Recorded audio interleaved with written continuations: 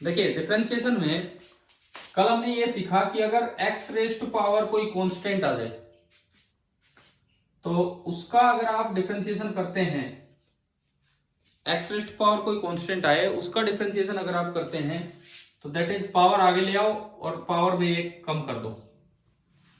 ये हमने कल अप्लाई कर दिया था। For example d by d x of x square comes out to be 2x।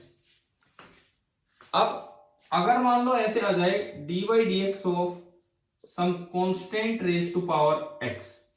कल तो x की पावर कॉन्स्टेंट थी, अब कॉन्स्टेंट की पावर x है, तो जो इसका फॉर्मूला होता है वो कल एक बच्चा बता भी रहा था आप में से, a raise to power x into ln a। ln a का मतलब है log a to the base e। जैसे फॉर एग्जाम्पल कहीं आपको करना हो d by d x of 2 raise to power x, तो क्या बनेगा यहां से इस फॉर्मूले से d by d x of 2 raise to power x का क्या, इसको ऐसे बोल देते हैं log 2 to the base e। This is log 2 to the base e और you can write it as ln 2 raise to power x into ln of 2। चलिए तो अब आप ये बताओ कि इसका क्या आंसर होगा।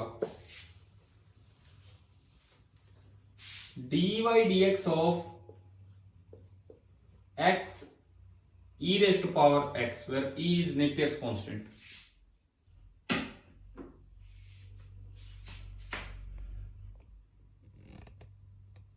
ln e कितना होता है,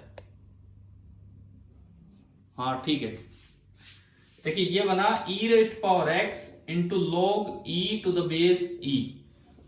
अब अगर नंबर और बेस लॉग में सेम हो तो उसकी वैल्यू 1 होती है, तो ये आया e raise to power x into 1, यानी कि सिंपली आपका e raise to power x आ गया। तो अगर कहीं ये वाले डिफरेंशिएशन आए तो ये भी आपको करने आने चाहिए।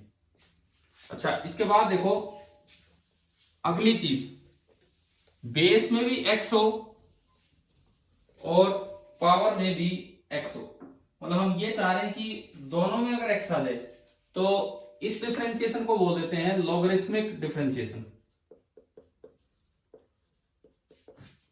लॉगरिथमिक डिफरेंशिएशन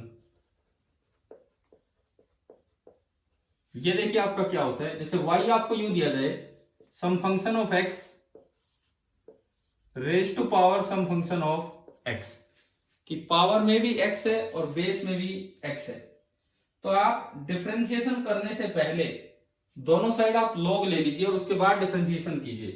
अगर यहां भी x हो यहां भी x हो तो take logarithm on both sides and then differentiate.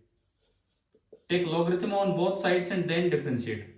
अच्छा ये चीज अप्लाई करने के लिए मैंने आज के असाइनमेंट में क्वेश्चन नंबर 4 दिया था, मैं आपको समझाता हूं कि ये कैसे अप्लाई करना है लॉगरिथमिक डिफरेंशिएशन। उसमें जो आपका CPP 4, जो मैं इसके साथ वीडियो लेक्चर में लिंक भी भेज दूंगा, CPP 4 क्वेश्चन नंबर 4। सपोज कीजिए ये वाला सवाल हमें करना है, CPP 4 का क्वेश्चन नंबर 4। तो इसमें लिखता है कि y आपको दिया है x raise to power x, सीधा दे दिया, तो आपको बताना है कि dy बाई dx कितना होगा। y दे रखा है तो आपको सिंपली ये बताना है कि dy बाई dx कितना होगा। अब देखो ऐसे केस में यहां भी x है यहां भी x है, तो पहला स्टेप दोनों साइड log लो, log y बेस ही मान लो, और इधर बना log of x raise to power x। अब log में m raise to power n होता है तो n पीछे मल्टीप्लाई हो जाता है, तो ये आपका आया log of y to the base e is equal to x, पीछे आ गया मतलब आगे आ गया log x to the base e। ये बताओ ये स्टेप आया समझ में, क्या करना है हमें। उसके बाद भाई जिस बच्चे ने ट्राई कर लिए थे क्या ये वाला क्वेश्चन हो गया था क्या, तो आप समझो इसको कैसे करना है। देखो differentiating both sides with respect to x, मैंने दोनों साइड एक्स के रेस्पेक्ट में डिफरेंशिएशन किया, तो अब समझिए क्या होगा। अगर आप दोनों साइड एक्स के रिस्पेक्ट में डिफरेंशिएशन करते हैं तो ये आपकी इक्वेशन है, ये इसको मैं डिफरेंशिएट कर रहा हूं, तो इधर तो बना d by d x of log y to the base e, और उधर बनता है d by d x of x into log x to the base e। ये डिफरेंशिएशन तो मिक्स फंक्शन का है, क्योंकि एक x इधर आ रहा है, एक x इधर आ रहा है, और ये चेन रूल से होगा क्योंकि इसमें y आ रहा है ऊपर। तो अब देखो कैसे होगा ये डिफरेंशिएशन। कल मैंने ये बताया था आपको कि अगर यहां y है और ये x के रेस्पेक्ट में है तो इसको ढक लीजिए और इसको x मान लो। log x का क्या होता है डिफरेंशिएशन, तो ये 1 बाई जो भी आपने ढका हुआ है वो, तो 1 by y into d by d x of जो भी ये कवर किया था ये बताओ ये डिफरेंशिएशन इस साइड का समझ में आ गया कि नहीं? ये स्टेप क्लियर है सभी को? अगर यहाँ x होता मैं ओनली 1 बाई एक्स लिख देता क्योंकि dx बाई dx 1 होता, लेकिन अगर यहाँ कुछ और है, कुछ भी और फंक्शन है, तो पहले इसको ढक लिया, सबसे बाहर log है, log का 1 बाई और फिर जो ढका हुआ है उसका दोबारा से dy बाई dx। चलिए उधर चलो, उस साइड u भी रूल लगेगा, एक को u मान लो और एक को v मान लो। प्रोडक्ट रूल तो आसान था, u v रूल में क्या था, u as it is x as it is into differentiation of v। बताओ डिफरेंशिएशन ऑफ log x क्या होगा, 1 बाई एक्स। प्लस आएगा कि माइनस आएगा, प्लस। अब v एज इट इज और into differentiation of u, x का डिफरेंशिएशन क्या होगा, dx बाई dx क्या होगा, 1। आ गया होगा सभी को समझ में? ये x से x भी कटा और ये आ गया। तो मुझे इस क्वेश्चन में dy बाई dx निकालना था, तो dy बाई dx निकल के आया, y को आपने उधर भेज दिया मल्टीप्लाई होने के लिए, और ये इसके अलावा बचा है 1 plus log x to the base e, और y की वैल्यू आप इसमें पुट कर दीजिए। y कितना है, x raise power x question में दिया है, और ये आ गया 1 प्लस log x। बेस नहीं लगा रखा आपके ऑप्शन में, कोई बात नहीं, बेस नहीं लगा रखा वो ई ही मानते हैं हम कैलकुलस में। कैलकुलस में अगर बेस नहीं दे रखा तो ई मानते हैं, और वैसे और जनरल जगह पे बेस को 10 मान लेते हैं इस तरह से। चलो अभी ये बताओ कौन सा ऑप्शन आया इसमें, है क्या आपके पास ये असाइनमेंट? मैं बता देता हूं ना, रहने दो आप इधर देखो। 4th का आंसर आया ए। मैं सारे इस क्लास में नहीं ले रहा हूं, कुछ चीजें सिखाने के लिए इस क्लास में ले रहा हूं, बचे हुए क्वेश्चन आप ट्राई करेंगे। तो मैंने फिलहाल 4th का आंसर बता दिया, 4th का आ गया है ए। तो अब बताओ लॉगरिथम क्या, एक्स स्क्वायर कहां है, ये y की टर्म्स में आ गया। अब जहां से क्वेश्चन स्टार्ट हुआ था वहां y दिया था x raise to power x, तो मैंने y की ओरिजिनल वैल्यू वहां रखी क्योंकि चारों ऑप्शंस खाली x में थे, y में नहीं थे। क्लियर? ठीक है, ये आपका हो गया लॉगरिथमिक डिफरेंशिएशन, और ये आपको तब यूज करना चाहिए जब कोई भी मतलब पावर में भी x और बेस में भी x हो। तो dy बाई dx निकालने के लिए हम करते हैं लॉगरिथमिक डिफरेंशिएशन। अब एक और चीज देखो, इसे बोल देते हैं इम्प्लीसिट डिफरेंशिएशन।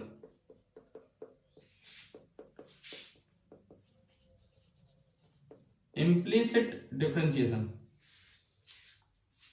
इसका क्या मतलब है कि y आपको सीधा x के फंक्शन में नहीं दे रखा, कोई मिक्स फंक्शन दिया है, जैसे अ function of x and y बराबर उधर कुछ कांस्टेंट हो, और अब आपको निकालना हो dy बाई dx, अलग से y as a function of x नहीं दिया, तो कैसे करना होगा? उसके लिए मैं आपके सीपीपी का लूं question number 7।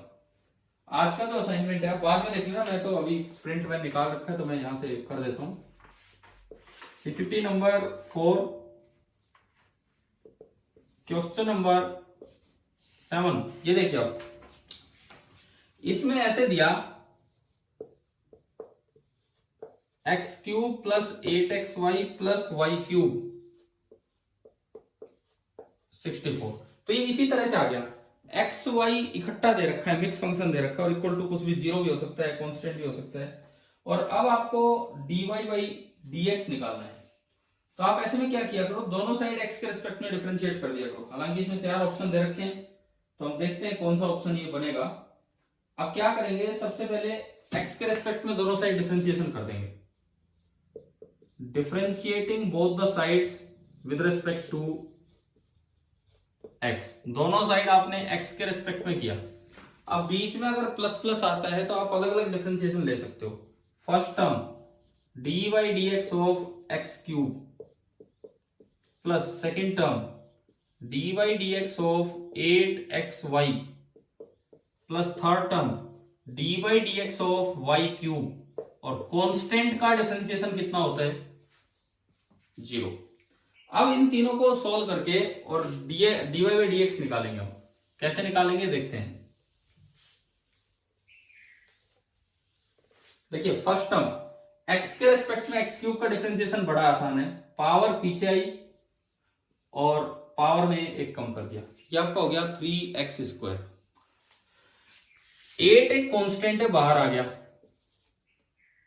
x into y का डिफरेंशिएशन, x इंटू वाई का differentiation, x as it is into differentiation of y, U भी रूल लगा रहा हूं, plus y as it is into differentiation of x। और डिफरेंशिएशन ऑफ x कितना है बताओ, 1।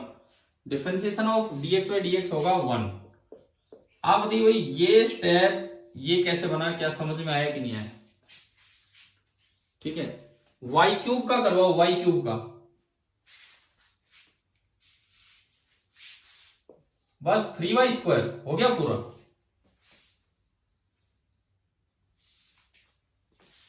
हाँ, इंटू dy बाई dx। आप थोड़ी देर के लिए y को ढक लो, y को x मान लो, x क्यूब का होता 3x स्क्वायर, तो 3y square into d by dx of जो भी आपने ढका था वो, तो ये आपका आया, और इक्वल टू है 0। अब तो मुझे बस dy बाई dx निकालना है, यहां से एक इक्वेशन सिंप्लीफाई करनी है, देखते हैं। तो ये आपका आया 3x square plus 8x into dy by dx plus 8y plus 3y square into dy by dx equal to 0। एक तो इस टर्म में dy बाई dx और एक इस टर्म में, इन दोनों में से मैंने अगर dy बाई dx कॉमन लिया, इन दोनों में से मैंने अगर dy बाई dx कॉमन लिया, तो ये आपका बना dy बाई dx आपका कॉमन आया 8x प्लस 3y स्क्वायर। और अगर आप बाकी दोनों टर्म्स को उधर की तरफ भेजते हैं तो ये आपका बन रहा है माइनस ऑफ, एक तो 3x स्क्वायर और एक 8y, माइनस कॉमन ले लिया। एंड यहां से अगर मैं dy बाई dx निकालूं तो आ रहा है minus 3x square plus 8y upon 8x plus 3y square. और ये इसमें ऑप्शन है, शायद तो फर्स्ट ही लग रहा है।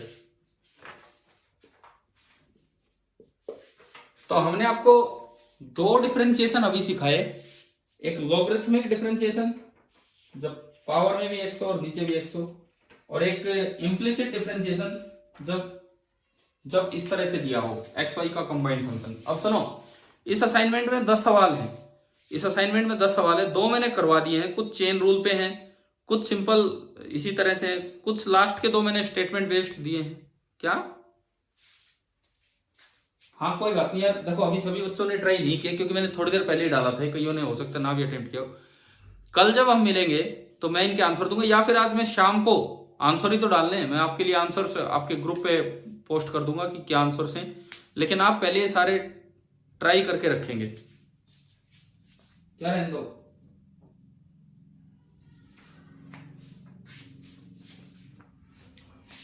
क्या कह रहे हो?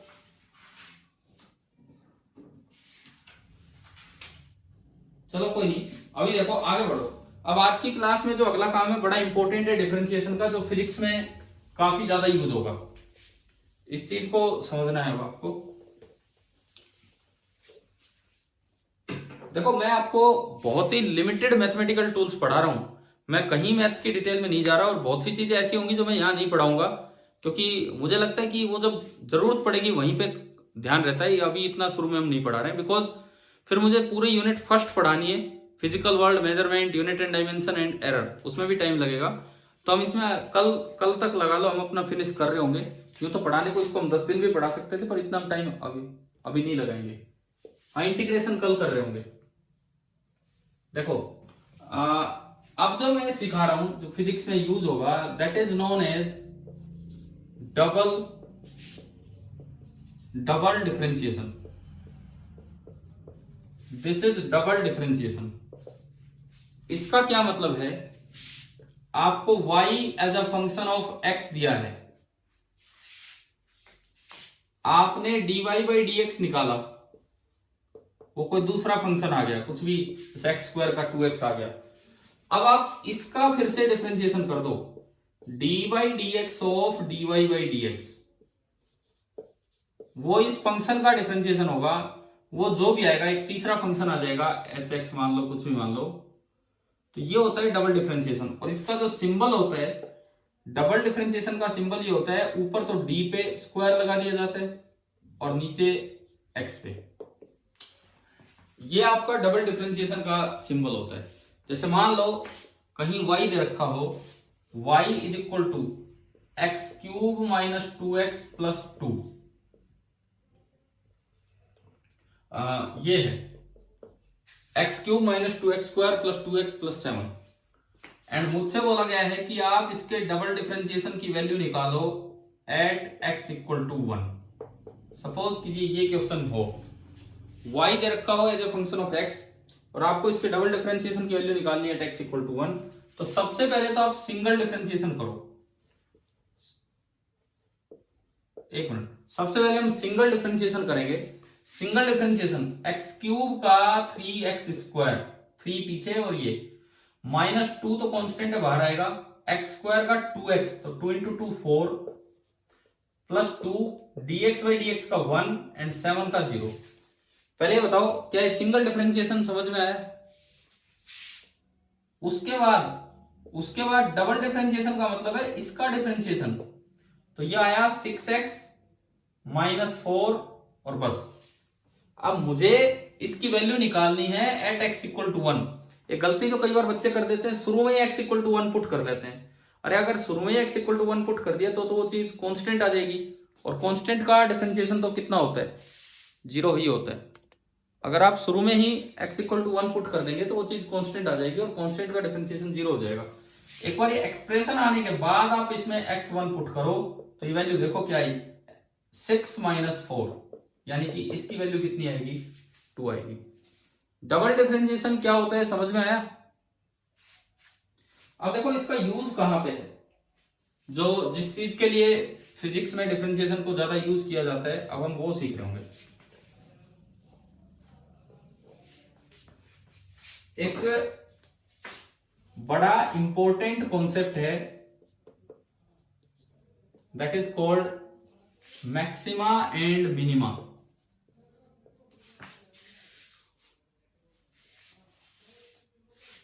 अरे क्या हुआ, देखो देखो इधर देखो, मैक्सिमा एंड मिनिमा। मैक्सिमम और मैक्सिमा में क्या फर्क होता है? मैक्सिमम और मैक्सिमा में क्या फर्क होता है?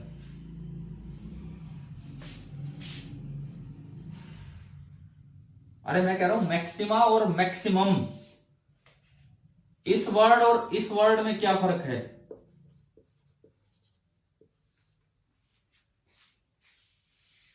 हाँ, अगर ये लास्ट में लिखा है, अगर ये लास्ट में लिखा है तो मतलब सिंगल है, एक है ये, और अगर ये लास्ट में लिखा है तो इसका मतलब ये कई है, प्लूरल है। ऐसा ही इधर होता है, मिनिमम मतलब एक सिंगुलर है एंड मिनिमा मतलब प्लूरल है। अब मैं इसलिए बता रहा हूं, कई बार बच्चे मैक्सिमा एंड मैक्सिमाज लिख देते हैं, मैक्सिमाज मैक्सिमाज कुछ होता ही नहीं भाई।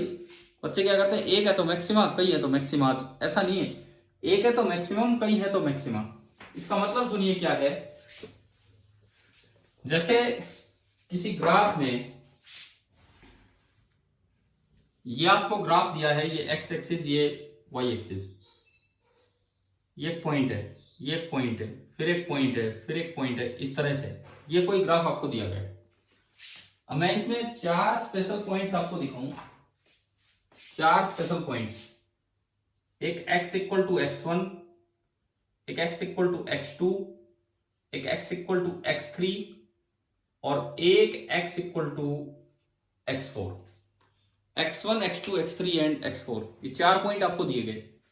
ये वो पॉइंट्स है जहां या तो मैक्सिमम है या मिनिमम है। x1 पे बताओ मैक्सिमम है कि मिनिमम है? मैक्सिमम। मैक्सिमम मतलब अपने आसपास के पॉइंट से यहां वैल्यू ज्यादा है, तो x1 पे एक मैक्सिमम है। अब आप x3 पे बताओ मैक्सिमम है कि मिनिमम है? ना ना ना, अब ये आप गलत बोल रहे हो, इधर सुनो। आपने तो पूरा ग्राफ देख लिया, बस भाई ये सबसे मैक्सिमम है। Maxima and minima locally define होंगे। लोकल मतलब थोड़े से एरिया में, कि भाई उस एरिया में ये वैल्यू अपने आसपास से ज्यादा है। तो अब बताओ x3 मैक्सिमम है कि मिनिमम? मैक्सिमम। और अगर आप इन दोनों को इकट्ठा बोलेंगे, तो ये बोला जाएगा मैक्सिमा। ऐसे ही x3 और x4 दोनों पे क्या है? मिनिमम। x3 पे भी वैल्यू कम है। अब अगर आप ओवरऑल देखें तो x4 पे तो थोड़ी ऊपर है वैल्यू, तो x3 होना चाहिए मिनिमम, लेकिन अपने आसपास की वैल्यू से कम है, तो इसलिए ये भी मिनिमम की कैटेगरी में आएगा। x2 और x4, सॉरी मैं x2 और x4 की बात कर रहा हूं। x2 और x4 दोनों पे मिनिमम है। अब पहली बात, सिंगल डिफरेंशिएशन हमें बताता है कि मैक्सिमा है कि मिनिमा है। कैसे? सिंगल डिफरेंशिएशन देता है ग्राफ की स्लोप। आप मेरे हाथ को देखते रहो इधर और बताते चलो, इस जगह मैं निकालूं स्लोप पॉजिटिव है कि नेगेटिव? पॉजिटिव। और इस जगह में निकालूं तो स्लोप पॉजिटिव है या नेगेटिव? इधर नेगेटिव। और इस जगह में टेंजेंट डालूं तो स्लोप पॉजिटिव है या नेगेटिव? 0। इसका मतलब मैक्सिमा हो चाहे मिनिमा हो, हर जगह ग्राफ की स्लोप कितनी हो जाती है? 0। तो सबसे पहली बात तो यह है कि इन पॉइंट्स पे dy बाई dx कहां x1 पे, x2 पे, x3 पे और x4 पे, इन सभी पॉइंट्स पे dy बाई dx कितना होगा? 0 होगा। तो फिजिक्स में कहीं भी मैक्सिमम या मिनिमम वैल्यू निकालनी हो, एक्सप्रेशन दे रखा हो, तो आप डिफरेंशिएशन करके 0 कर दो, जो आंसर आएगा वो या तो मैक्सिमम वैल्यू दे रहा होगा या मिनिमम। ठीक है, अब थोड़ा और आगे चलें कि कैसे डिसाइड करें कि कहां मैक्सिमम है और कहां मिनिमम है। देखिए, इसके लिए मैं चलूंगा डबल डिफरेंशिएशन पे। देखो dy बाई dx आपको देता है स्लोप, लेकिन जो डबल डिफरेंशिएशन है वो देता है rate of change of slope. dy by dx आपको स्लोप देता है, लेकिन जो डबल डिफरेंशिएशन है वो आपको दे रहा होता है rate of change of slope. मतलब स्लोप आगे बढ़ने पे बढ़ रही है या स्लोप आगे बढ़ने पे कम हो रही है। अब देखो एक बार में समझ में आएगा। x1 पे ग्राफ से बताओ मैक्सिमम है कि मिनिमम है? मैक्सिमम। अब देखो x1 से थोड़ी पहले स्लोप पॉजिटिव थी कि नेगेटिव? थोड़ी पहले पॉजिटिव। और x1 से थोड़ा आगे निकले तो स्लोप पॉजिटिव है कि नेगेटिव? नेगेटिव। इसका मतलब जैसे ही मैं x1 को क्रॉस करके आगे गया तो यहां तो स्लोप पॉजिटिव थी और यहां स्लोप नेगेटिव थी, तो स्लोप कम हो रही है कि ज्यादा हो रही है? स्लोप पॉजिटिव से नेगेटिव हुई है तो स्लोप कम हुई है कि ज्यादा हुई है?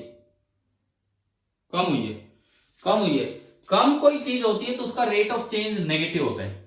कम अगर कोई चीज होती है तो उसका रेट ऑफ चेंज नेगेटिव होता है। इसका मतलब d square y by d x square at maxima, maxima है x1 और x3 पे, x1 और x3 पे, वो आपका नेगेटिव आएगा। देखो मैक्सिमा वाले पॉइंट्स पे स्लोप होती है जीरो, मैक्सिमा वाले पॉइंट्स पे स्लोप होती है जीरो, यानी कि सिंगल डिफरेंशिएशन जीरो, लेकिन उन पॉइंट्स पे अगर आप डबल डिफरेंशिएशन की वैल्यू निकाले तो वो नेगेटिव आना चाहिए, तब जाके वो मैक्सिमम है। आ गया ना यहां तक समझ में? अब देखो बाकी दो पॉइंट देखिए, मैं अभी अप्लाई करवाऊंगा आपके सीपीपी से ही किसी क्वेश्चन में। बाकी दो पॉइंट देखिए x2 और x4, x2 से थोड़ा पहले ये टेंजेंट है, स्लोप नेगेटिव है कि पॉजिटिव, यहां नेगेटिव, और थोड़ा आगे गए तो स्लोप ऐसे होगी पॉजिटिव, यानी कि आप इधर से उधर गए तो नेगेटिव से पॉजिटिव की तरफ गई, तो स्लोप बढ़ रही है कि कम हो रही है? बढ़ रही है। बढ़ने का मतलब उसका रेट ऑफ चेंज पॉजिटिव होगा। तो ये तो थे मैक्सिमा वाले पॉइंट्स। अगर आप मिनिमा वाले पॉइंट्स की बात करें, जो कि यहां पे हैं x2 और x4, तो उनपे आपका डबल डिफरेंशिएशन x2 x4 पे क्या आएगा? पॉजिटिव। तो अब एक बात याद करो, फिर मैं क्वेश्चन में अप्लाई करूंगा। अगर y as a function of x है और आपको y की मैक्सिमम या मिनिमम वैल्यू चाहिए, तो उसका सिंगल डिफरेंशिएशन कर दीजिए जीरो। अब कहां वो मिनिमम वैल्यू होगी और कहां मैक्सिमम होगी, उसके लिए डबल डिफरेंशिएशन निकालो और उन पॉइंट्स को वापस पुट करो। अगर पॉजिटिव आए तो मिनिमम है और नेगेटिव आए तो मैक्सिमम है। देखिए कैसे ये चीज अप्लाई होगी आपके सीपीपी में। मान लो मैं लेता हूं क्वेश्चन नंबर 9। हाँ मैं लिखूंगा, चलो 9 तो आप ट्राई करना, मैं उससे कुछ और चेंज करके लिख रहा हूं। मान लो आपको चार्ज दिया गया है, charge flowing through a wire, आपको क्यू दे रखा है, एंड दैट इज, मैं मान लेता हूं t⁴ minus 3t² plus 2t plus 1 coulomb. Charge as a function of time दिया है। आप अभी 10th में थोड़ा चार्ज करंट पढ़ के आए, और आपको बताना है कि find the time eight which current is minimum और मैक्सिमम, यह आपको निकालना है। Find the time eight which the current is minimum और मैक्सिमम, ये चीज आपको निकालनी है। तो सॉल्यूशन देखिए, पहली बात, चार्ज से करंट कैसे आता है? देखो ये जरूरी नहीं भाई, एक्सप्रेशन मैंने बहुत ही रैंडम वैल्यूज दी हैं, जरूरी नहीं आप यहाँ पे अगर इतना आगे तक ना लेके जाओ क्यूब भी लगा सकते हो, क्योंकि मैंने क्यूब लिया नहीं है। अब बताओ चार्ज से करंट कैसे निकलता है?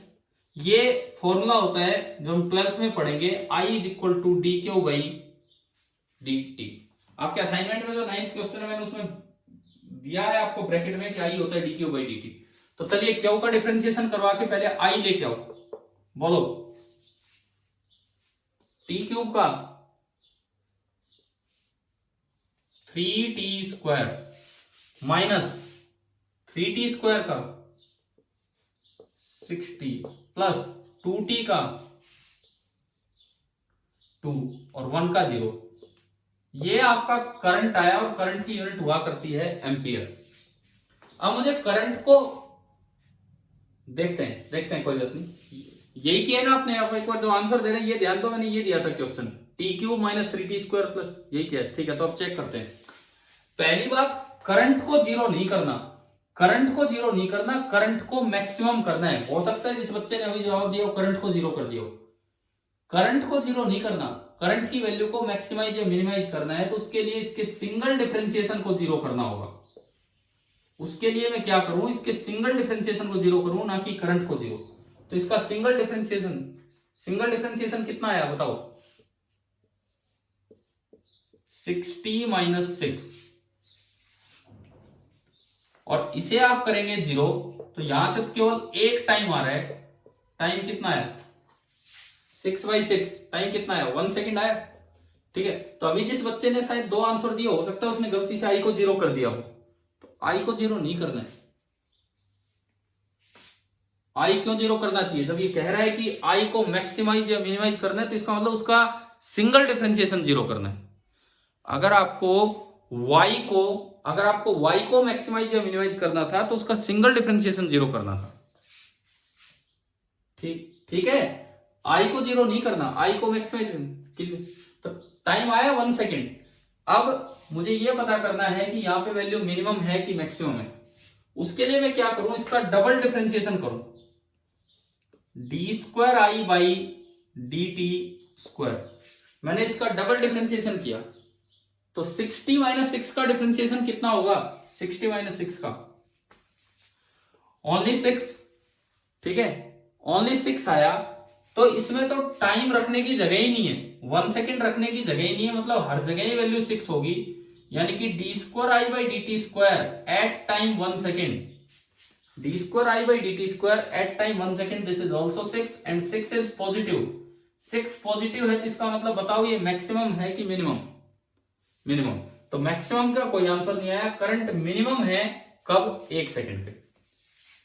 अच्छा, अगर मान लो मैं इसमें थोड़ा सा चेंज करूं, सपोज कीजिए ये दिया होता 1/4 into t raise to power 4, 1/4 into t raise to power 4 minus 3t square plus 2t plus 1 coulomb. अब ये सवाल दोबारा से आ जाता, मैंने एक चेंज किया, एक ही चेंज किया बस। तो पहले तो आई बताओ, आई क्या आता? ये 4 पीछे आता, 4 से 4 कैंसिल, एंड यहां पे ओनली आपका आ जाता T cube minus 6 into T. मैं इसको यार 2 लिख रहा हूं भैया, तो थोड़ा सा ठीक ठाक कैलकुलेशन हो जाए, थोड़ा सा चेंज कर रहा हूं। तो ये 2 इंटू 2 ये 4 हो जाएगा एंड प्लस 2। करंट आ गया। अब सबसे पहला काम, करंट को मैक्सिमाइज या मिनिमाइज करना है तो इसका डिफरेंशिएशन जीरो करना होगा। तो आपने D by D T zero किया तो टी देखते हैं, रुको रुको रुको, D I by D T zero किया तो ये तो आया 3t स्क्वायर माइनस 4 और इक्वल टू 0। किसको यार? कोई बात नहीं, मैंने तो वही लिया है, ऊपर ही बस एक 2 किया था। मतलब मैं आपको जस्ट ये समझा रहा हूं, यहां से टी स्क्वायर कितना आया? 4/3, टी आ गया 2/√3 सेकेंड।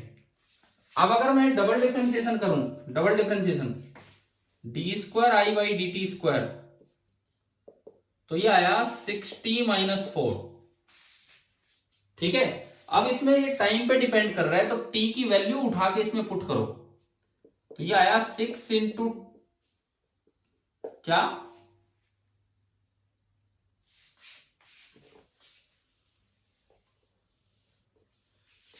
देखो इधर दोबारा से देखो, हमने चार्ज का एक्सप्रेशन क्या लिया है इस क्वेश्चन में?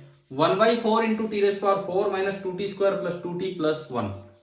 मैंने पहले करंट निकाला सिंगल डिफरेंशिएशन से, 4 से 4 कटा, T cube minus 4t plus 2। फिर मैंने निकाला D I by D T, वो आया 3t स्क्वायर माइनस 4, और फिर मैं निकालू D square I by D T square, तो यह आएगा 6t। क्या मैंने 4 लिख दिया था क्या वहां पे? ना, ये ठीक है, ये है। अब अगर आप इसको जीरो करते हो तो टाइम निकल के आया था हमारा 2/√3, और जब 2/√3 इसमें पुट करोगे तो फिर से पॉजिटिव आएगा। पॉजिटिव आने का मतलब है कि यहाँ पे करंट अगेन क्या है? मिनिमम। एक बच्चा मैक्सिमम बोल रहा था लेकिन यहाँ पे मिनिमम ही होगा। इसका मतलब ऐसा भी हो सकता है, ऐसा भी हो सकता है कि यहां से सोल्व करके दो वैल्यूज आ जाए टाइम की, एक 1 सेकेंड एक 2 सेकेंड, तो किसी एक पे मिनिमम मिल जाएगा और किसी एक पे मैक्सिमम। क्या ये बताओ, ये मैक्सिमम मिनिमा कैसे फिजिक्स में यूज होना है, समझ में आया कि नहीं आया? ठीक है, हमने डिफरेंशिएशन का सेकंड ऑर्डर डिफरेंशिएशन भी देख लिया, मतलब डबल डिफरेंशिएशन भी, और उसमें ये सीखा कि ये कैसे क्या होना है। अच्छा, अब इसके बाद सुनो, एक मैक्सिमम मिनिमा का एक और यूज मैं आपको बताता हूं जो आगे हमारे क्वेश्चंस में होगा। फिजिक्स में एक चीज हम पढ़ेंगे, रेडियस ऑफ कर्वेचर। क्या आपने सुना है कभी रेडियस ऑफ कर्वेचर का क्या मतलब है किसी भी कर्व पे?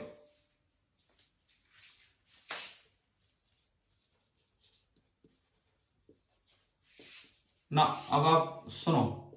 हाँ ठीक है, चलो आप जो बोल रहे थे अब आप इधर देखिए, मैं एक बार इसमें ही कटाता हूं। रेडियस ऑफ कर्वेचर का मतलब समझिए क्या होता है।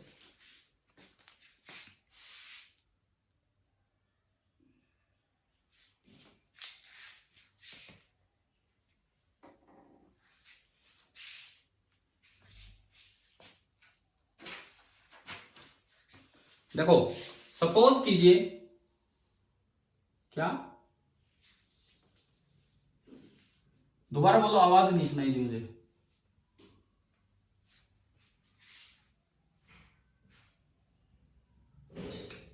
ठीक है, सही है।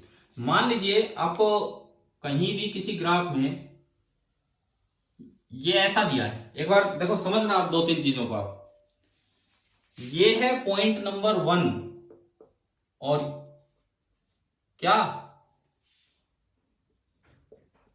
भाई ये जो डिस्टर्ब कर रहे हैं, मतलब जिनकी तरफ से डिस्टरबेंस आ रहा है वो जरूर माइक बंद कीजिए। देखिए अब ये है पॉइंट नंबर 1 और ये है पॉइंट नंबर 2, x1 x2। पहली बात कर्वेचर, आप एक एक करके चीजों को समझिए। सबसे पहली चीज आती है कर्वेचर। सबसे पहली चीज आती है कर्वेचर मतलब मुड़ाव। आप अब जवाब देना, एक पे मुड़ाव ज्यादा है या दो पे मुड़ाव ज्यादा है? कर्वेचर कहां ज्यादा है, 1 पे या 2 पे? हाँ डेफिनेटली 2 पे। जो कर्वेचर है वो 2 पे ज्यादा है, क्योंकि 2 पे बेंडिंग ज्यादा हो रही है। जैसे हमें अर्थ यहाँ फ्लैट ही दिखती है तो यहाँ कर्वेचर कम है। वैसे तो अर्थ का भी कर्वेचर है, अर्थ गोल है, लेकिन काफी कम कर्वेचर है। इसलिए अगर मैं 1 2 ऊपर लिखता हूं 1 एंड 2, तो कर्वेचर अगर आप देखते हो 1 पे मोर ना, 1 पे लेस, 2 पे मोर। अब मैं बात करता हूं रेडियस ऑफ कर्वेचर की। रेडियस ऑफ कर्वेचर का क्या मतलब है कि आप इसको, अगर ये इस प्लेन में कर्व है तो ये सर्कल बनाओ। कैसा सर्कल?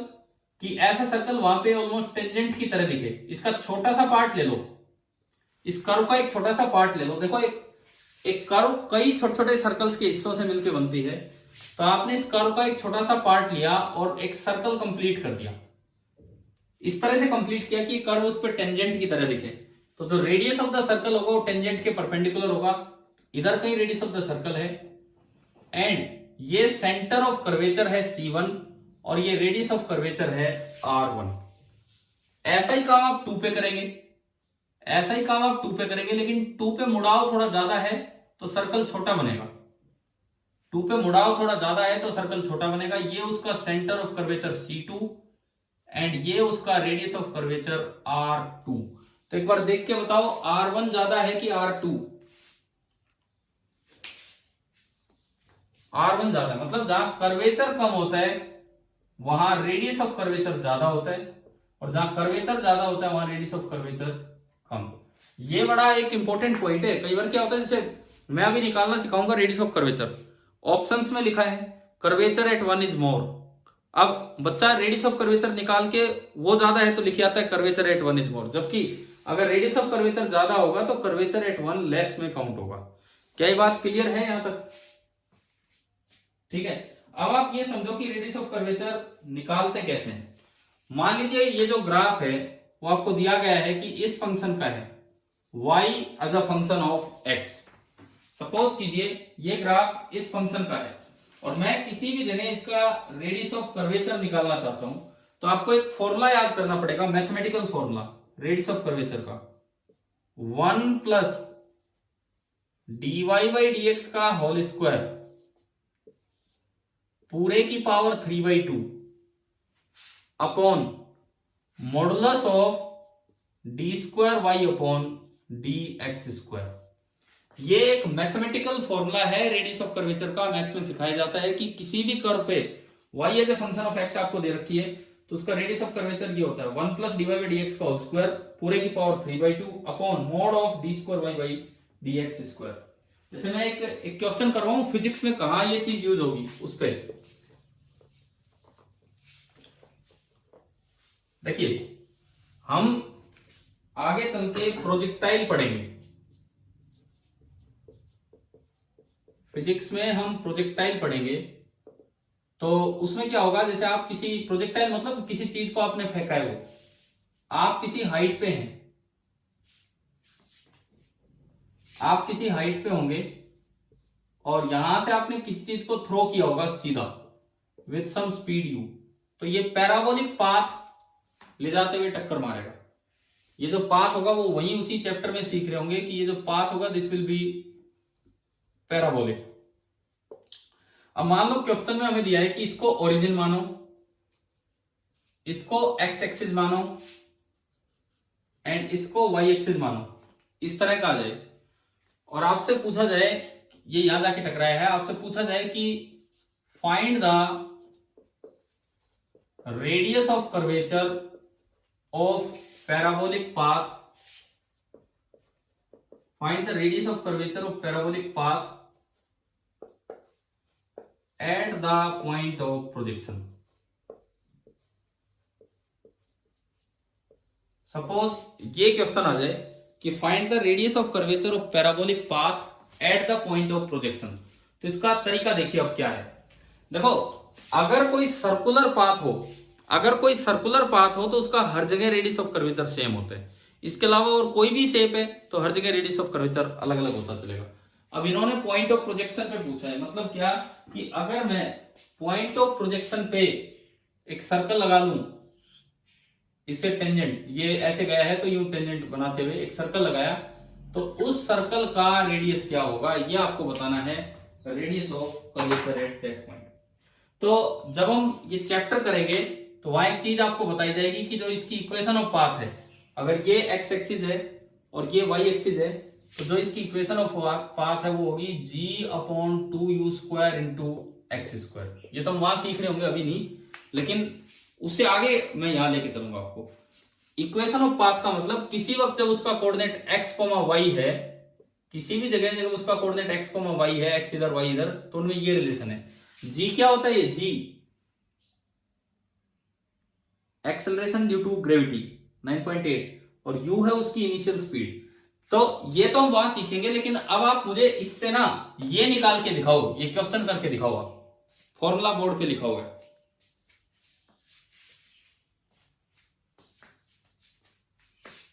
कर रहे हैं ट्राई।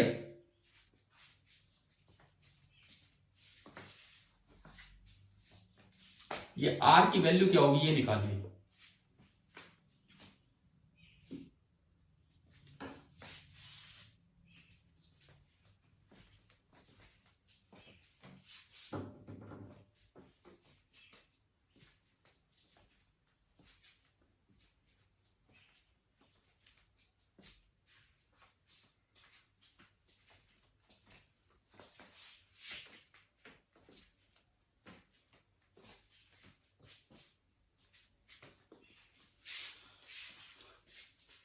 देखो मैं करवाता हूं, ये y as a function of x है, सबसे पहले तो आप निकालो dy बाई dx, कितना आया बोलिए यहां से,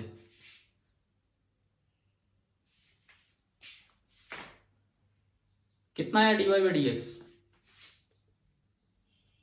g/2u² तो कांस्टेंट है, x स्क्वायर का क्या होगा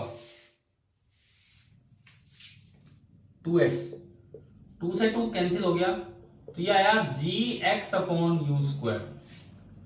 अब आप निकालो d² y बाई dx², इसका दोबारा से डिफरेंशिएशन कितना आएगा, g/u² तो कांस्टेंट है into dx by dx, g/u²। आ गया। इन दोनों को उठा के इस फॉर्मूले में रख दो, इन दोनों को उठा के इस फॉर्मूले में रखा तो रेडियस बना 1 प्लस dy बाई dx की जगह क्या है, dy बाई dx की जगह gx/u², पूरे का होल स्क्वायर और पूरे की पावर 3/2। और अब आप नीचे वाली वैल्यू मोड के अंदर d² y बाई dx² की वैल्यू कितनी है, g/u²। अब g भी पॉजिटिव है, u² भी पॉजिटिव है, तो ये सीधा होके ऊपर चला जाएगा। तो जो रेडियस ऑफ कर्वेचर बन रहा है इस पाथ का कहीं भी, वो बन रहा है ये यू स्क्वायर ऊपर गया, तो यू स्क्वायर बाई जी, समझ में आ रहा है ना हम कैसे लिख रहे हैं, into 1 plus g x by u square का होल स्क्वायर एंड पूरे की पावर 3/2। किसी भी एक्सपोजिशन पे आपको रेडियस ऑफ कर्वेचर निकालना आ गया। अब आप ये बताओ क्वेश्चन में कहां पूछा है आपसे रेडियस ऑफ कर्वेचर?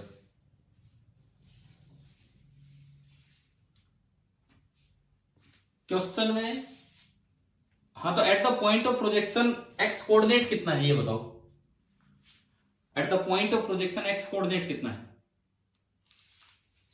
0, क्योंकि पॉइंट ऑफ प्रोजेक्शन ओरिजिन बना रखा है। तो हमें जो रेडियस निकालना है वो x बराबर 0 पे निकालना है। तो अगर आप x की जगह 0 रखोगे तो ये टर्म खत्म, x की जगह 0 रखते ही ये टर्म खत्म, ये ओनली 1 बचा। 1 की पावर चाहिए कुछ भी हो जाए 3/2, वो तो 1 ही रहना है। यानी कि क्या आंसर आ गया? U square by g. U है उसकी स्पीड ऑफ प्रोजेक्शन और जी है एक्सेलरेशन ड्यू टू ग्रेविटी। मतलब ये प्योरली फिजिक्स का क्वेश्चन है, लेकिन मैथ्स का कितना यूज है, क्या इसमें समझ में आया कि नहीं आया ये चीज? तो हमें रेडियस ऑफ कर्वेचर याद रखना चाहिए। डिफरेंशिएशन का एक बड़ा इंपॉर्टेंट यूज ये रेडियस ऑफ कर्वेचर वाला काम है इस चैप्टर में, जो हम काइनेमेटिक्स वाली यूनिट का एक क्वेश्चन है। फर्स्ट यूनिट तो अभी हम पहले टेस्ट से पहले पूरा कर रहे होंगे, तो सेकंड यूनिट पे जब जाएंगे तो तब तक ये चीजें देख चुके होंगे। तो अब ये बताओ क्या डिफरेंशिएशन कंप्लीट हो गया हमारी तरफ से? जितना हमें पढ़ना था वो, इससे ज्यादा पढ़ेंगे तो बस फिर मैथ्स में ही पढ़ लेंगे आप। अब देखिए सुनिए, मैंने ट्रिग्नोमेट्री बहुत थोड़ा सा पढ़ा है, बिकॉज अभी मैथ्स में आपका आ ही रहा होगा। डिफरेंशिएशन में 2 क्लास ले ली, सफिशिएंट है इतनी। फिजिक्स में जितना यूज होगा उतना बता दिया आपको। इंटीग्रेशन में 1 क्लास लेंगे, कल की क्लास वही बहुत रहेगी। बहुत भारी भारी इंटीग्रेशन हमें करने की जरूरत नहीं है, ना फिजिक्स में यूज होंगे वो। थोड़ा थोड़ा मैंने उससे पहले अलजेब्रा के बारे में बताया था, और इस तरह की चीजें आप, अब जो बाकी कहीं भी कुछ चीज जरूरत पड़ेगी वो फिजिक्स में जहां जो चीज आएगी मैं वहां पे यूज आपको करवा दूंगा। कैसे? मैं एक एग्जांपल देता हूं। जैसे फॉर एग्जांपल, आपको ये तो पता होगा ना यार, मैथ्स में एंगल जो होता है वो डिग्री में भी लिखा जा सकता है और रेडियन में भी। पढ़ा है ये रेडियन वाली बात? जो एसआई यूनिट होती है, वो रेडियन होती है। अब क्या होगा, एक टर्म आएंगी प्लेन एंगल, सॉलिड एंगल। है तो ये मैथ्स की टर्म, प्लेन एंगल तो यही है रेडियन, सॉलिड एंगल स्टेरेडियन, ये हम पढ़ेंगे। लेकिन मैं फिजिक्स में जहां यूज होगा, फर्स्ट यूनिट में यूज हो जाएगा ये तो, बिल्कुल पहली यूनिट में यूज होगा। तो जो चीज यहां जहां यूज होनी है वो वहीं हम करेंगे। अच्छा, फिर जब हम आगे चल के क्वेश्चंस पे जाएंगे तो 3 अप्रोक्सीमेशंस होते हैं फिजिक्स में। 3 अप्रोक्सीमेशंस होते हैं for small angles. For small angles, sine theta is nearly equal to theta, cos theta is nearly equal to 1 and tan theta is nearly equal to theta if theta is in radian. If theta is in radian. तो ये चीजें मैं अभी आपको इतना as it is बता नहीं रहा हूं, जहां फिजिक्स में जरूरत आती रहेगी हम इन चीजों को यूज करते चलेंगे। तो मैथमेटिकल टूल्स तो ये लगा लो कभी ना खत्म होने वाला टॉपिक है, जो फिजिक्स के लास्ट तक ही हमारा चलता रहना है। बस हम एक बार कुछ बेसिक टूल्स यहां पढ़ते जा रहे हैं। ठीक है, तो आज की क्लास आई समझ में?